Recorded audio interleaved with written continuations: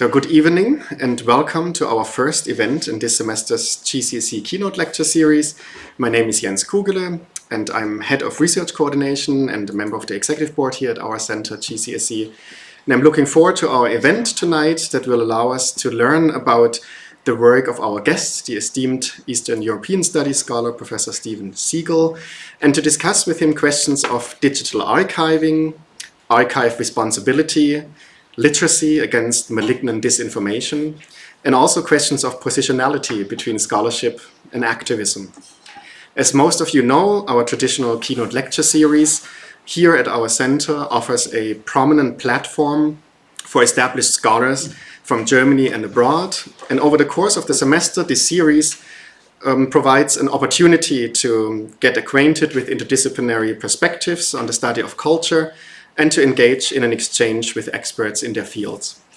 And we are thrilled that we are able to welcome tonight Professor Seegel from the University of Texas at Austin, where he's Professor for Slavic and Eurasian Studies. Thank you so much, Stephen, again for accepting the invitation and also for joining us tonight.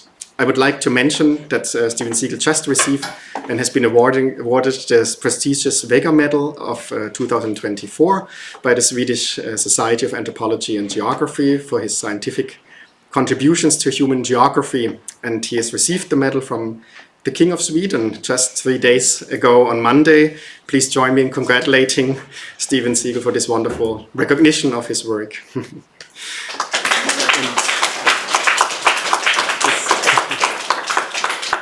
This lecture event has been organized in cooperation with the Herder Institute and also the JLU's Department for East European Studies.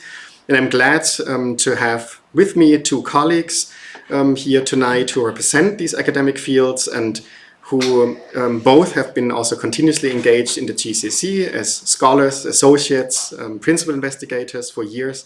Firstly, Professor Peter Haslinger, Director of the Herder Institute, and Dr. Tatsiana Astrouskaya, postdoctoral researcher in the field of digital history at the Herder Institute. And before I hand over to them for a short introduction of our speaker, allow me to add, as always, just a brief note on the format of tonight's events. Directly after the lecture, we invite questions and comments from all of you in the audience. And for those of you who are joining online, during the Q&A, if you would like to pose a question or make a comment, please enter a plus in the chat. You can either also write your question or comment directly in the chat, and we'll be happy to read it out for you. And tonight's event will be recorded. The recording, however, is limited, as always, to the audio and the video of our presenters. The recording does not include the Q&A session afterwards, neither does it include any chat activity or any metadata regarding the participants of the session. So please join me in welcoming Stephen Seegel, as well as Peter Haslinger and Tatsiana Astrouskaya, who are going to share some words of introduction.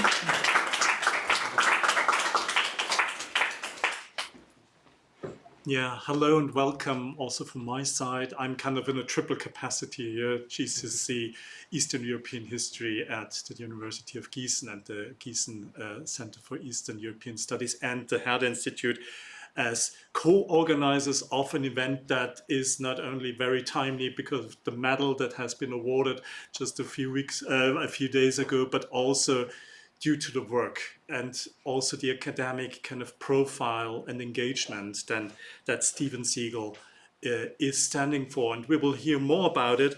I'm just wanted to mention you need to be a little bit introduced, and I wanted to mention the most important achievements of Stephen. As has been said already, he's professor for, I'm sorry, I just activated the slides, I have to be a bit more careful, is Professor of Slavic and Eurasian Studies at the University of Texas at Austin. He earned his PhD at Brown University in 2006 and then spent a couple of years, actually quite many years, at the University of Colorado. And he's an expert not only in historical topics, but also in cartography, critical cartography. He's one of the co-creator of this theoretical and methodological field. And he did something that is not so usual. He jumped into the digital humanities right there and also engaged in some very important activism that are linked, of course, with the war of aggression against Ukraine, which Tatsiana Astrouskaya in a minute will say more about it. Here you see the three monographs that should be mentioned briefly. Kind of the mapping Europe's borderlands, Russian cartography in the Age of Empire, University of Chicago Press, 2012. Then Ukraine Under Western Eyes, Harvard University Press, a year after that. And the book I like most, you know that, Mapman, Transnational Lives and Deaths of Geographies in the Making of East Central Europe, appeared 2018, University of Chicago Press, where he even combines, he doesn't make up, only go in deep into the biographies of very important and glamorous, but also sometimes ambivalent biographies of the kind of founding fathers of national geographies in our area. But he includes also kind of questions of gender identity and kind of a book you should read not only if you're interested in the geography of Eastern Europe.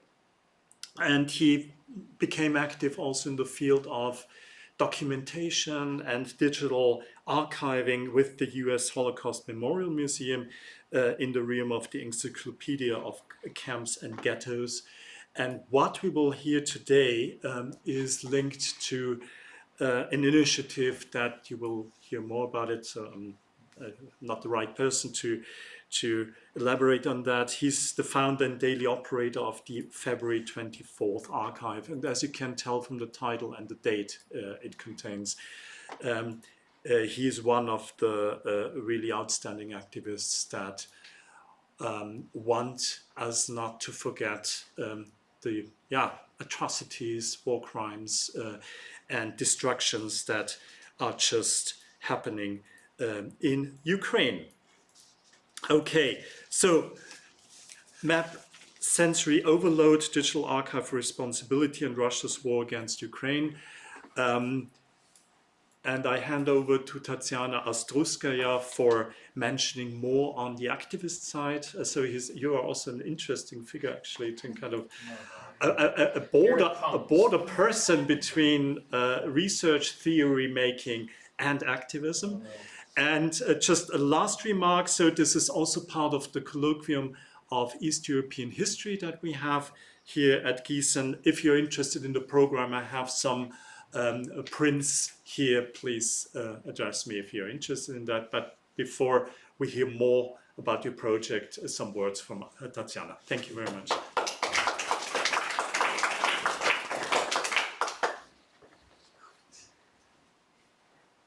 Yeah, good evening, everyone. I can't say how much excited I am that we did it, that we organized this keynote. And this happened thanks to many wonderful colleagues and Jens Kugele in the first place. Thank you, Jens. It was a pleasure to work with you on this organization of this event. But of course, my deepest gratitude goes to Stephen. Thank you very much, Stephen, that you agreed to talk to us today, that you came. And I know how extremely busy you are and how extremely hard you work. These past 791 days have been hard, physically and psychologically exhausting. Stephen founded his digital February 24th archive on the very first day of Russia's full-scale invasion to Ukraine, when many of us could not do nothing but feel shocked, powerless, angry. He began and continued with his digital archiving and his digital activism. He did really a lot to make sure that the suffering of the peaceful population of Ukraine and all these unspokenly outrageous war crimes have been and continue to be documented and recorded. And that is that they won't go unnoticed or forgotten, as it is unfortunately the case today with many other events in our digital society. Stephen does an immense amount of work on social media to disseminate scientific knowledge, to explain, to educate, to mediate. He has almost 30,000 followers on X, former Twitter, which is a great outreach, and he is producing hundreds of tweets every day and archives gigabytes of information on this war, war and its history, which is already history.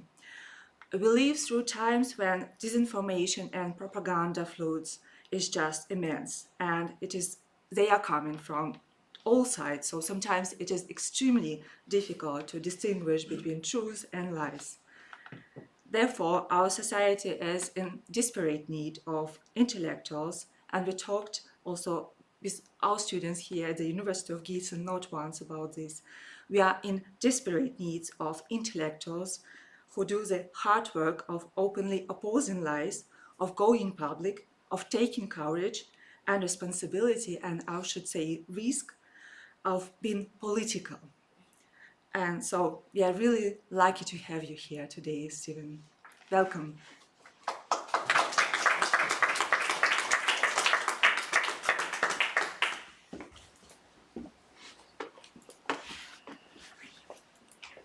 So, vielen Dank für Einladung. Thank you so much for the kind words. And I will start right away by saying I don't like the term scholar-activist, but I think I am a scholar-activist. And I'm going to stand here stand ich kann nicht andere, and tell you why I think this is important. The Russian army cleans Ukrainian cities off the face of the earth, destroying key infrastructure so that there is no water, heat, light. Rescuers can't dismantle the debris. The Russian army is squeezing the civilians out of the cities so that they can then fight the rest as if they are terrorists. Yesterday, many of my Kharkiv residents became refugees. This is what happens in life. Just yesterday, you were finishing an article and making plans for your vacation. And today, you are standing with a bag at the station in Poltava, a good city. I've been trying to see it, with your scared children and a cat in a carrier. I didn't have time to pick up my mother. No gasoline, traffic jams, debris everywhere, burned cars, and shelling. And there is a chance to start your life with a clean leaf, but you are somehow not very happy about it. What's on my mind today? What is more terrifying than the destruction of my country by the request of a nuclear button maniac? There will be a new world in which such crimes remain unpunished. The defeat of Hitler's Germany and the trial of Nazi criminals have created confidence in several generations of Europeans that there is a global moral order in which evil is punishable. But for justice to prevail, a military defeat of the criminal regime is necessary, and there are problems with that in the nuclear era. So as soon as the maniac has a remission period, Western politicians will sit with him again at a very long table. This is and will be the collapse of the world order, the real end of history. The thought of my children and grandchildren having to live in this world of evil conquering makes me physically sick. End quote. Think about the date. Written on Twitter, 4:21 a.m., March 4th, 2022. From my Ukrainian academic friend in Kharkiv, who could not return. Maps, we think, orient us, but maps are disorienting tools, which I archive. Maps are for all our senses, not just sight, but also smell, touch, taste, and hearing. We in critical cartography are also digital activists, and we rely on maps not just for facts or their status as sources, but for the networks digitally. What do maps do? Let's call it traffic. a world of motion we try to control, to incorporate decolonial scholarship, exchange, and plans that go wrong. We get lost, getting out of priesthoods of intelligentsias, knowing the limits of the social and the civic, accounting for positionality and intersectionality, which we do but don't want to do, to find our subgroup segmentations, to go public, to take risks, to be put on Russian sanctions list. I am. Calling out West-splainers who have no training, calling out academics who don't study the countries they portend to teach about. Hitch all of this to contemporary Ukrainian and Belarusian studies, my passion at the moment, against the Kremlin's active denial of modern nationhood, statehood, and Ukrainian history. And so I built an archive, the February 24th archive, a polyphonic treasure trove of global solidarity and resistance, which I roll together online, sometimes from 1 to 5 a.m., Texas time. My archive bridges 6 main groups. First, professionally trained field experts in Ukrainian studies. Second, interested non-specialists in and beyond academe. Third, leading journalists, whom I respect and whose tweets I retweet. Fourth, OSINT, open source intelligence, Bellingcat, amateurs and map makers who catalog war crimes, we think there are 200,000, and build cases with evidence for The Hague or some future tribunal. Fifth, diplomats and policymakers. And sixth, most critically, you, a voting citizenry that crosses ideological lines. I raise literature. I raise literacy in the commons. And who can do this alone? In history and time, February 24th became a limit experience, a new wave and scale of violence. 1941 and 1939 transported to Cold War 1962. America to blame. Maybe. Mariupol in 2022 to Aleppo, Grozny, Yemen, Guatemala, El Salvador, Chile, Guernica. More loosely, a kind of Noah's Ark, a biblical time, 2 by 2, side by each. Think of Kharkiv, rescued from Ukraine. Zoos targeted, atrocity journalists taken hostage in panic, disfigured bodies under rubble. Is this poetry?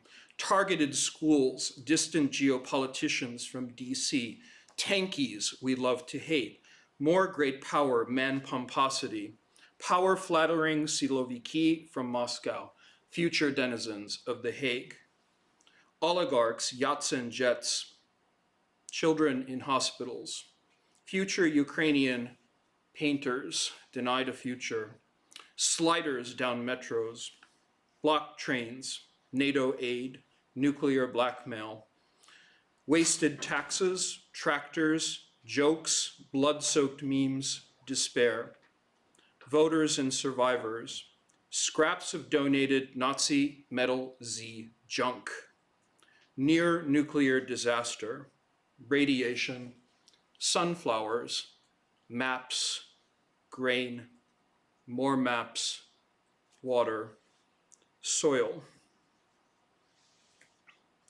What's the point here besides the maliciousness of misinformation and disinformation?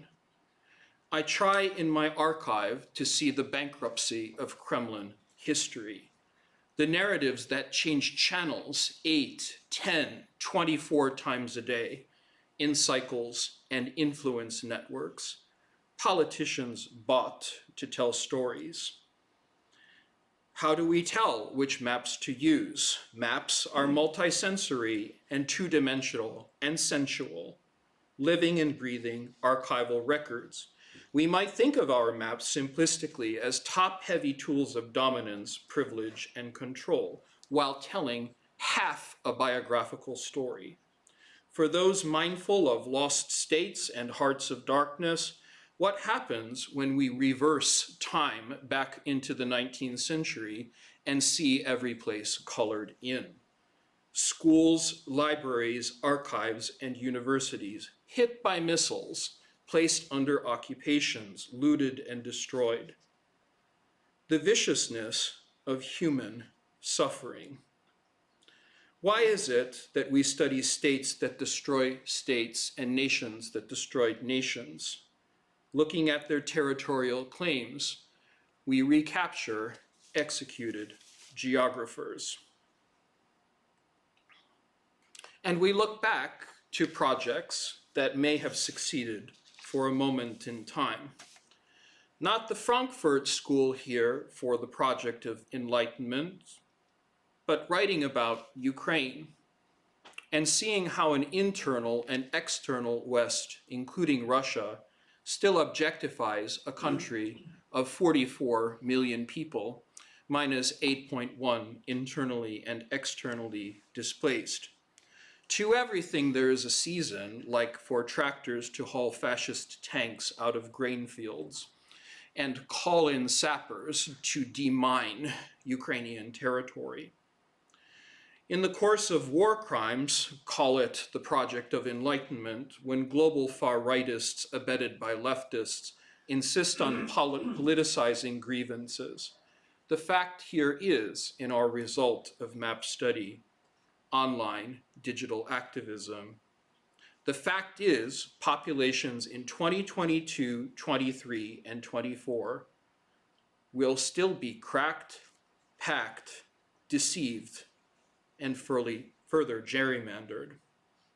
In our heart of darkness, the Kremlin does this globally, but in a not so subtle way, with its perpetual maps, its claims to space, and its hybrid asymmetrical warfare.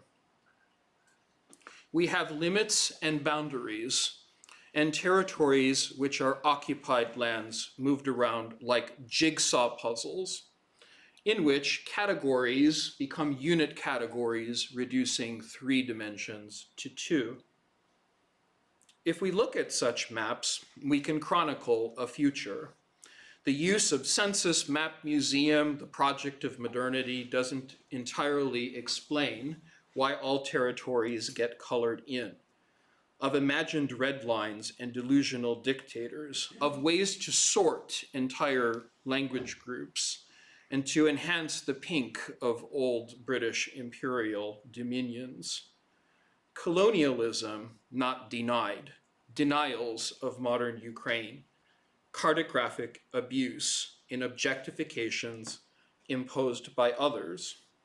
The color red, carte rouge, Professor Haslinger knows the story, as do many people in this room. Carte rouge, the way of making white spots with people in unit categories measured by population density, disappear. Carte rouge, a project of territorial revision, a way to revise a Europe of the future in 1919 and with the Treaty of Trianon in 1920. All of this I would explain as contributing to the discipline of critical geography and cartography. If we call it critical, we think it's something that is grand and high. So what do? We break maps down into parts. We look at symbology, key, center point, scale. We study projection, distortion, aesthetics. We borrow, sometimes too liberally, from aesthetics and art historians. Why is the grass not purple? We might ask. Again, the Enlightenment project. Conventions, the tendency toward homogeneity. In these worlds of critical cartography, we can see our prejudices laid bare. You're supposed to laugh here, only after you cry. Prejudices. Trump, election number 2. Trump, election number 3. I have to live in that country. And so we look at ethno-schematizations. And we also look at viewpoints, including the subjective viewpoints of people like presidents and Transylvanian counts.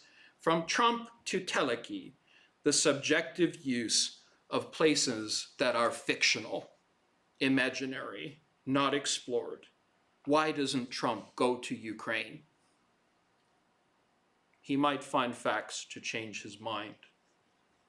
So, we urge here a study through methodology, intentionalist, functionalist, institutionalist, social constructivist, structuralist, post-structuralist, from the things we know out of critical theory into critical cartography and geography. And here we stop laughing while we read academic monographs and works which I think are hugely influential. Thongchai Winichakul, his study of Thailand cartography, let's apply it more to East European history. Sumati Ramaswamy, the mapping of Mother India. Jeremy Crampton, the work on the calculation and studying of the Balkans at the Paris Peace Conference. The geographers who showed up with maps in their suitcases hoping to influence Woodrow Wilson and heads of state. They were great graphic designers, and they failed. They failed. They drew great works of art. Welcome to 1918, 1920. The carte rouge was avant and retro. Cartography erased and disappeared humans. We aim to reappear humans, maps embodying bodies, a reversal of red-blue gerrymanderings and beloved Texas districts. We aim, we, the royal we, to occlude or end the occlusion of odd toponyms of vanished, layered worlds. Maps are going, gone in what I describe in MapMen as the persistence of the non-republic of letters. The illiberal worlds and illiberal transnational friendships geographers have clue us into the inner shadows we hold, the emotions and prejudices of state leaders, elected officials, bureaucrats, and scientists, the geocoded worlds of a provincial Europe in all its perversions and mutilations. And here I reference Larry Wolff, the wonderful Larry Wolff, with his understanding and study of Sacher Masoch, sadism and masochism in Galicia. So I'll take a little channel break here with human geography and all of our lost lands of space and place, the dystopias and inventions and utopias in a map sensory overload. As I flash forward through the next slides, I want you to memorize, think about how many countries that I show don't exist.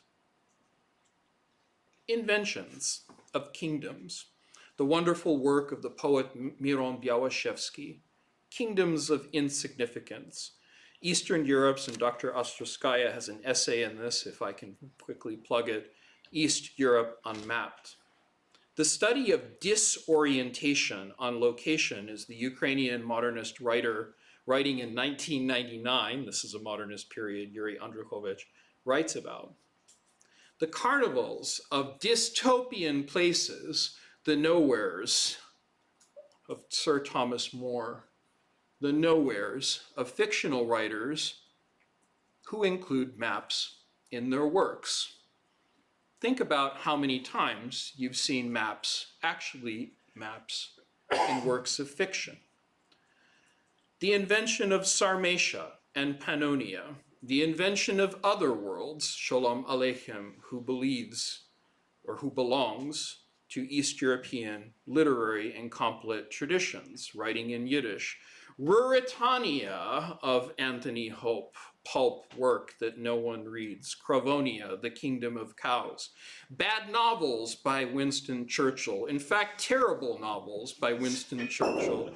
Places like Lorania. Said Churchill, writing about his work of fiction, his mapped place in his own biography, quote, "I have constantly urged my friends to abstain from reading it," unquote. Charlie Chaplin, Bulgaria, the long life, in fact, of Bulgaria through the 20th century, Chitty Chitty Bang Bang. Fantasias and fantasies in bricolage. Think about all the video games you played in a misspent youth. Narnia of C.S. Lewis. All of these places which somehow come under the rubric of East European history. Klopakistan of Austin Powers. Zhubrovka, yes it exists, the land of bisons. And more seriously, the novelists who were read by political leaders, one of them named Adolf, the work of Carl Friedrich May. Another one was named Count Paul Teleki, and I talk about his love of Karl May in his book, Ardistan, Djinistan, Balkistan, Londonistan. The list goes on, and I think I've chronicled maybe about 100 of these countries. So ask me to give up, I guess I could, Die Welt von Gesterns, the Middle Europe, the countries that are on and off the map. This, by the way, is one of my favorites, the Czechoslovakia of Agatha Christie. I think it should exist. The Kakania, Königreich, Rhein, Katland Ka, certainly Fredonia and Sylvania, Hail, Hail, Fredonia, Balto-Slavic spaces. Maybe I'm getting a little bit to the point of exaggeration. Oh, sorry, I almost forgot Glupov, which is the city of stupid people, the city of fools, from Saltykov-Shchedrin, Bacteria and Tamania, Estrovia. What is the point of all of this? The point, I would say, in our worlds of distortion under erasure through digital activism, is to look, by using all of our digital tools, which I'll get to in a moment, to find places under erasure. How, from lowbrow to highbrow and somewhere in the middle, through our humanities workshops and scholarships, we can rediscover the world of Slavic and Eurasian studies. The mythical places full of prejudice, Polrugaria and Hazaria, one of the great places by the intellectual and dissident Leszek Kołakowski, Tales from the Kingdom of Lilonia, to use these places as tools of criticism in critical cartography and beyond, while at the same time seeing the prejudices, and here I think of Milan Kundera in his famous essay in 1984, which imagine a space and exclude people from it. Another way we could look at this is to find maps drawn on napkins. Most notoriously, the lands here. This is a famous story about Paddy Ashdown and the history of the Balkans from 1992 to 1995. The map as weapon, horrible, tragic stories, the story of Franjo Tudjman at a dinner banquet thrown for him, the writing of an irredentist map which caused genocide and mass death. So while these maps here, maps that are cartoonish, lowbrow, might seem harmless, the maps seen here, which are of places invented, are much more than practical jokes. I think maybe the best way to understand these worlds of practical jokes is to look at how maps show race and racial mapping. You can look at these comedic sketches and wonder why people laugh. One more.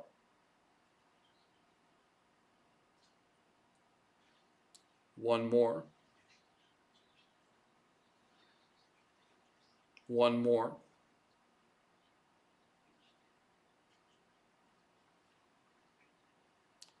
And now a war. So let me shift gears.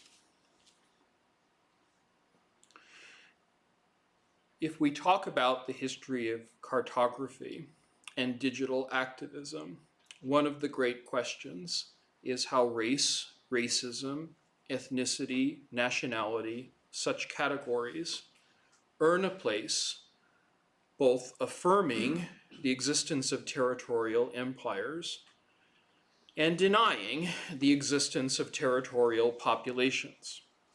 One of the arguments centrally that I make in mapping Europe's borderlands is to focus on the axes between places like Vienna and St. Petersburg, or if you like in the present, between Moscow and DC, or Moscow and Beijing, or DC and Berlin, or Paris and Warsaw. What happens once these axes of power, bilateral relationships, multilateral relationships, the five powers of the Vienna Congress system become hegemonic, right? So cartographic anxieties which exist in multiple forms can be mapped out, and we can find clear patterns, such as the long preoccupation with nationalities, nationalitäten, narodowości, by academies of sciences, the rise in pop geopolitics, as people like Mark Bassin and Mikhail Suslov have written about, the idea that there are blank spaces on the map, bielые пятна, white spaces that can be filled in. Where are the Crimean Tatars? Certainly, if we study maps and mapping today, they are trying to affirm the existence of Tatarstan. And so we arrive at Ukraine, under erasure, facing an aggressive war. In order to restore Ukrainian agency, we, I would argue, or I, have to give a history of the individuals who mapped and collected maps. I call one of my subjects from Ukraine under Western eyes and an inspiration for the digital archive, Bohdan Kravtsev, a pre-GIS, pre-digital, digital activist. While he died in 1975, he included in his collection of nearly 900 maps, actually 891, stored at the Harvard Library, Pusey Library, he included maps of Ukraine both as an early modern borderland and as a modern sovereign bounded state. He was really quite interested in all the lands of Tartary, Swedish mapping, Ottoman mapping, Polish-Lithuanian, Pierwsza Rzeczpospolita, the First Commonwealth, and the partitions. For Kravtsev, who lived a long and interesting and complicated life from his birth in Lopjanka in western Galicia, his wife Neonila, born in Chile in Podilia, Bohdan was a student activist. And I see him as a person who mapped under occupation and by occupation for the existence of Ukraine. Bohdan Kravtsev existed between fascism, nationalism, and communism, collecting maps like this and obsessively detailing on some of the most conventional European maps, like those of Mercator or Ortelius, where Ukraine existed. Where Ukraine existed in Europe or in the Ottoman, so-called Turkish Empire, certainly mattered for his project of gathering the maps in order to gather the lands. Some of the maps that he used in the early modern period were destroyed, and I think not coincidentally destroyed under Nazi occupation, when the Nazis burned down the map collection and destroyed it in the Narodowa, Biblioteka Narodowa National Library in Warsaw. So what Kravtsev did when he arrived in the United States as an emigre and a refugee having no home for 10 years between 1939 and 1949 was to gather up as many maps as he possibly could. Now, if I had done this in the 1950s as an antiquarian, I would be a rich person and not have to work for a living, maybe, as an academic. He gathered these maps. He didn't resell them on eBay, you know, because he died in 1975. But here's the catch. The maps, in his mind, proved the existence of Ukraine. And these particular maps, rare maps, the map by the hydrographer in the middle of the 17th century, Guillaume Levasseur de Blauplan. If you remember the moment when Putin wheeled out his maps and wheeled out his lackeys to describe the maps, became exceptionally important in the context of the current war of aggression by Russia against Ukraine. They proved for Kravtsev and for many members of the Ukrainian North American diaspora the existence of a country from the early modern to modern period, which could be bounded, which could include Swedish, Polish, Ottoman, and Crimean Tatar history outside of the Russian Empire, and which ultimately could draw from earlier precedents like those from Ptolemy all the way to Mercator and beyond, to show a land of the Cossacks, the Cossack Hetmanshina, the early modern state, and other parts which might be called the sovereign parts of a current multicultural, multi-ethnic Ukraine. So these maps were exceptionally important, and exceptionally important for the future of digital activists, the human dimension, as I hope to show to you today, of human geography. I guess there are many more examples if we think about the world beyond the great powers. Here's a really good example of a map which I would say describes Catherine the Great's prejudice. If we see the prejudice according to Donald Trump, this is the most spacious Russian empire. You know, and we don't quite see Alaska and the Bering Strait, at least not quite yet. But you see how these particular territories from an imperial vantage with the project of enlightenment are rationalized and drawn into guberni, into provinces, which then become part of the general land survey from the 1760s onward until Catherine's death. Actually, the general land survey goes all the way up to the 1820s, some might say the 1830s. And then after or through the Vienna Congress system, these particular maps become the ones which gain the most currency and power within the European imagination, appearing over and over and over again. So don't worry if you can't read it all. You can watch the video later. The point here in the 20th century for the future of digital activism and seeing how maps are multi-sensory and sensual is not to offer a teleological story of Ukraine's modern or its 20th century history, but to show rather how Ukrainian occlusion, silence, secrecy works. One of the points that I make about the family, the Kravtsev family, is that after Bohdan Kravtsev's death, when he collected maps such as these, he didn't want to tell anybody about the maps of Ukraine he held. And one of the reasons for that was because the family thought it was dangerous. They only donated the maps to Harvard after the Orange Revolution in 2004, one of their fears being that the Ukrainian state just might not survive.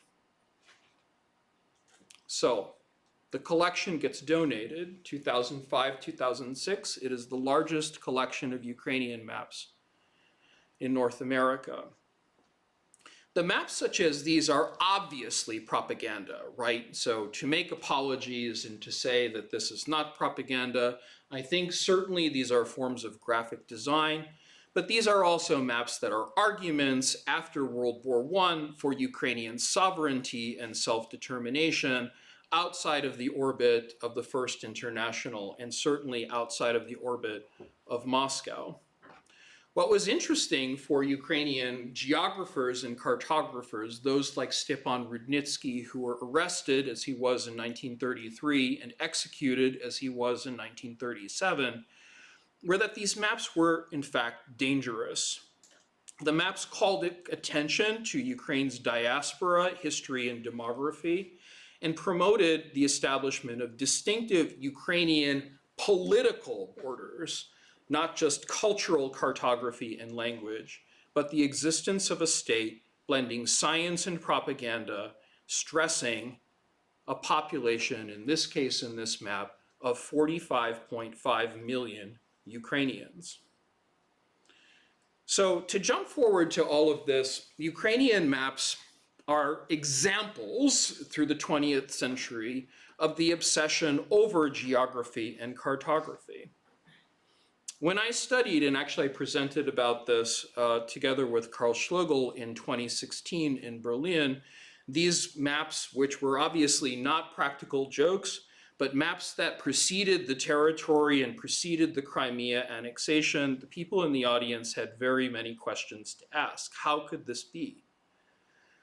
But in fact, if you watch Russian television, and I don't because it makes me nauseous, if you watch these particular moments, which are archived and become part of our digital humanities projects and history, these maps actually showed the claims politically before the territory was conquered. In other words, before the troops were sent in. This map appeared before the referendum, in fact, on March 9th. And so we have to be serious about the worlds of misinformation intentionally and disinformation, perhaps unintentionally. When Western media covered in February and March of 2014 the annexation crisis, quote unquote, not war, but crisis with little green men and all the rest, lacking knowledge of Ukrainian history and Ukrainian studies and early modern attempts to refer to Ukrainian statehood, they looked at the first map they could find on Wikipedia. And such maps made it into the New York Times, the Washington Post, should I go on, outside the Beltway. These conventional maps in American media especially followed American prejudices, as seen in the bottom left corner, the famous notions of red-blue maps that you see on CNN here in blue and yellow. The categories for describing Ukraine were usually referred to as ethno-linguistic, demographic, as in drawing from census or drawing from voter returns, and guess what? The beautiful, most beautiful of them all, sacrifice zones for Nord Stream and for geopolitics. An entire country of 44 million people without people. Pipelines instead of people. No deep anthropological research, no ethnographers consulted, fewer historians. These particular maps depicted Ukraine in a state of permanent crisis. And what became interesting about these particular Western media maps, what is Crimea, why Russia wants it, is it seemed to promote Russian and not Ukrainian foreign policy. It also seemed to promote the idea that Ukraine was permanently divided, as if speaking one language and one language only in half the country was a preferential thing. Ukrainians, as we know, are bilingual, multilingual, sometimes speaking quadrilingually or more. So these particular maps covered in 2013 and 2014 in our digital communities all across the political spectrum, from the libertarian right, Business Insider and Forbes, to the left, outlets like, I've got it up here, Mother Jones. So these particular maps, as I described in an article that I published in 2016, show the fantasies as well as the realities, the prejudices subjectively that media outlets had about an entire European country. I would argue that this is significant ultimately because it proves what Svetlana Boym, one of the great thinkers to my mind, calls the off-modern, what's buried within modernism.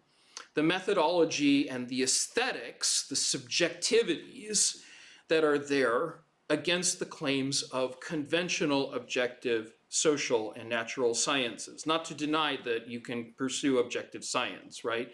But to say that this particular discipline of cartography is very much a kind of quasi and pseudo discipline. It stands very uneasily if you go into a GIS map or if you go into a digital humanities lab. Are you actually a scientist, practitioner, or something else? The existence of these fictional countries like San Escobar, one of my very favorites, La Bandera de la Libertad. San Escobar was imagined as a republic, again, as a fictional country, in order to imagine military exercises, right? The Zapad exercise, which was conducted in 2017 in Belarus. Lost lands, the lands that are fictional countries in literature, the lands perhaps of countries that don't exist. So let me talk finally about my digital activism with all of these early precedents in mind. The futures that we have for February 24th and my idea of the February 24th archive. 4 points. First, in my presentation today, I mimic Kravtsev's bricolage, his eclecticism as a collector, his poetic style with a neoclassical bent. He was a translator of Rainer Maria Rilke, and his vocation as a Ukrainian Kulturtrager with a deep history of homelessness and displacement. Kravtsev imagined the collection of Ukrainian maps as a kind of monumental task, looking at scholarly evidence as well as aesthetics and works of art. His affinity for graphic design in terms of collecting was a way to understand the cultural value of maps for Ukrainian studies, and yet to see the ethnographic moment or ethnographic frame for Ukrainian studies from below to fill in many of the blank spots of Ukraine's history outside of Ukrainian national narratives. Kravtsev operated in the captive nation Cold War dissident tradition. This history of Ukrainian exile power was conveniently forgotten, or rather purposely suppressed by the politics of great powers and especially by the interwar Polish state. In order to understand February 24th, 2022, I think and I would argue that it's important to see on February 24th how Europe failed. Its failure extended to its coverage of map history. Who writes, after all, in the world about the history of cartography? We're seen as sort of like dawdy antiquarians. But in order to understand the history of February 24th, how shock and awe surprised the people of Kiev, and they surprised my Ukrainian friends most certainly, it was not unprecedented to see how maps were used as weapons and propaganda. In that cleansing coup, the attempt to kill Volodymyr Zelensky, and we don't know exactly how many times the assassination attempts have been made, maybe 8, maybe 10, I would argue that for many of my Ukrainian friends who were surprised by missile strikes, remembering that Zelensky was elected in 2019 with 73% of the vote, it became impossible to simply present a map as evidence. For Ukrainians, the idea that the country they loved existed was not something that could be challenged. In Europe and in Maidan, Ukrainians protested in 2013, and they armed themselves with the strength of their civil society, men, women, and non-binary folk, immediately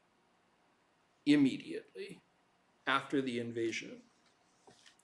For those I know who returned and went back to fight, they were not simple nationalists, but often very highly educated people, historians, ethnographers, political scientists, who left their jobs and took up weapons. Those Ukrainians I knew and have covered in the archive, many of them were women and women journalists who I think are the unsung heroes of the past 2.5 years. The voices of Ukrainian resistance, the voices of Ukrainian women to stay, build, and strengthen a formidable post-Orange and post-Euromaidan and post-2022 Zivilgesellschaft, a civil society with dignity and values and ideals for a rule of law in Europe. This is what could not be mapped. If you read your Moby Dick, right, what cannot be mapped. And it's what Ukrainians seek, and I cover in the history of the February 24th archive, round the clock, day by day. Digital responsibility, a few words.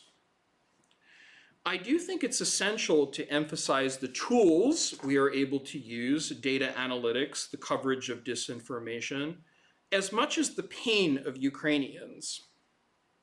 We have to do more than shaming martyrology or trauma bonding online.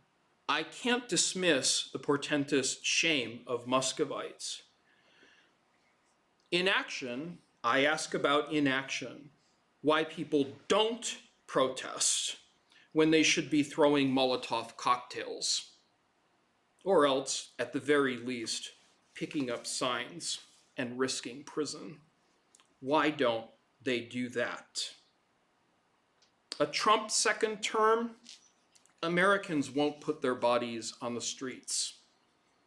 Who are the beneficiaries of Putin? The Russian opposition won't put its bodies on the streets. This leaves us with resistance to be archived among the decolonial and map literate among us, we who'd prefer to live on as professionals in comfortable European places, or else, in my world, as tenured professors, subjectively, the northern states. I live in Texas, and I experience the everyday politics of indifference. The resistance to prosecuting the Kremlin's murderers in The Hague, the resistance of American presidents to sign on to war crimes and international law for fear that they too will be tried. Digital responsibility archived online.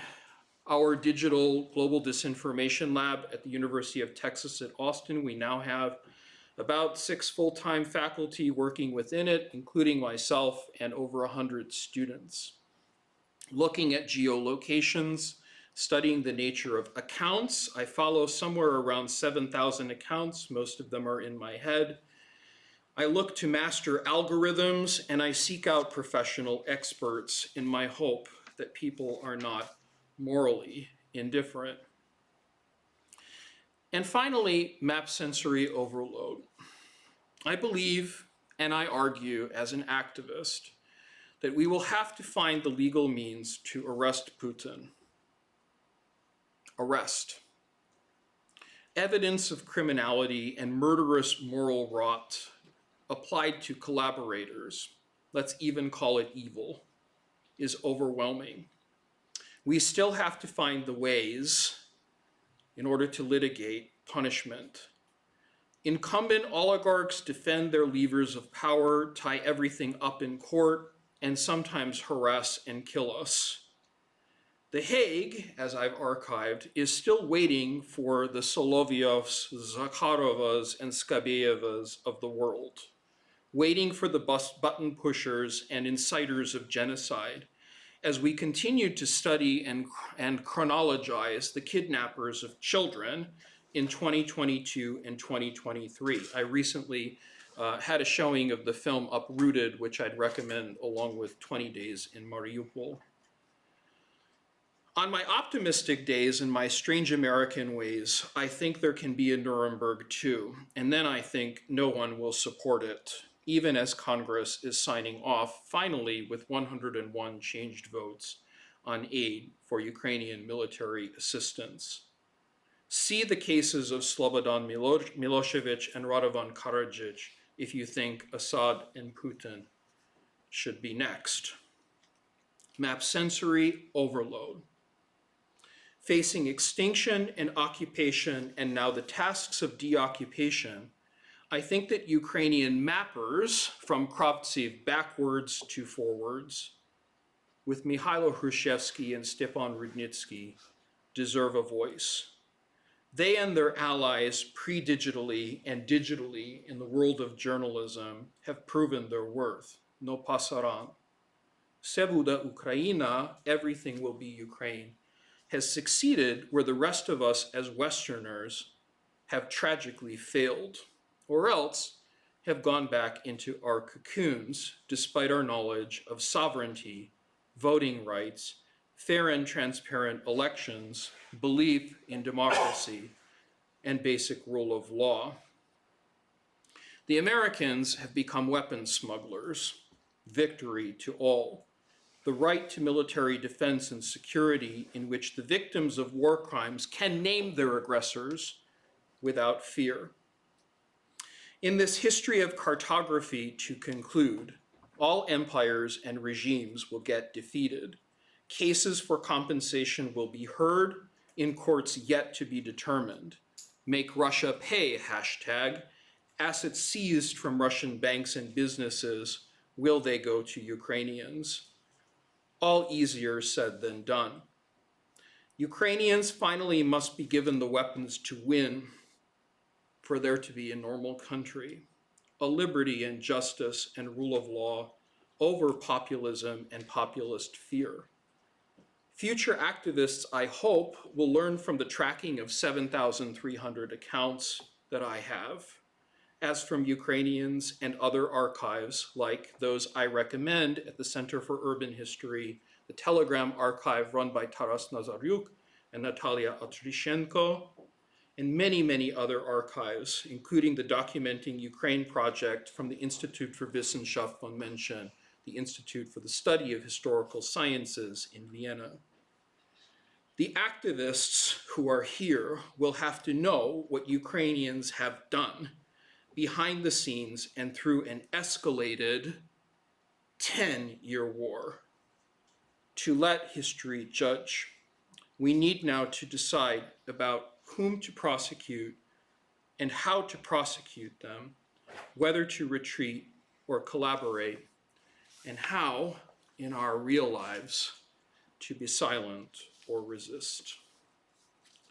Thanks very much.